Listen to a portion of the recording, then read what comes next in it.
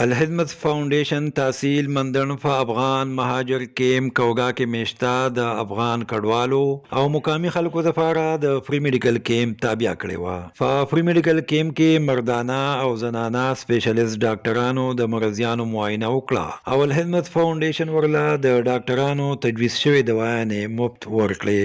یاره دا الخدمت فاؤنډیشن چې کوم ډاکټران صاحبان راغلي دي فیمیل دي او میل کوم چې دي ډېر ښکلی دوایي هر څه سیسټم یې ډېر ماشاءالله برابر دی او زموږ افغان مهاجرین ورونه ډېر زیات راغلي دي هغوی له هم ښه ښکلې دوایي هر څه وله ورکړي دي.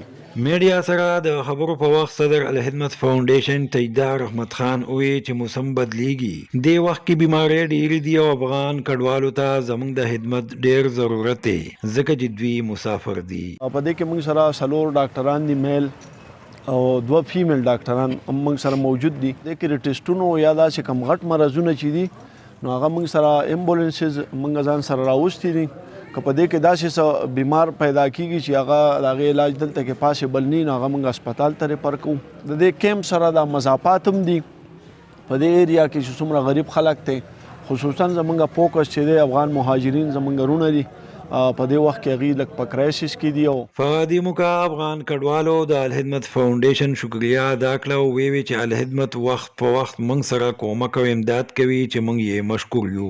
الخدمت فاؤنډیشن چې دی د تحصیل مندن دپاره ډېر قربانیانې ورکړي دي. ملګرو هر وخت په هر وخت هر ځای کې غریبو طبقو خلکو ته ناچاره خلکو ته لاسرسی کړی دی. د قربانو غوښې هم مستحقو خلکو ته زموږ کیم ته راغلي دي. زموږ په ځای کې ما ورته خلک را دغه کړي دي تقریبا 80 پورې کسان او هغوی سره خپلې د الخدمت فاؤنډیشن د خوا نه خپل کومک او امداد کړی دی. دا یادونې وړ ده چې دا وخت په افغان مهاجر کیم کوګه کې 9800 افغان کډوال آباد دي چې پکې 3119 سړي 3019 ښځې او 3740 ماشومان شامل دي. عمران بنيري، خیبر نیوز، مهاجر کیم کوګه بنیر.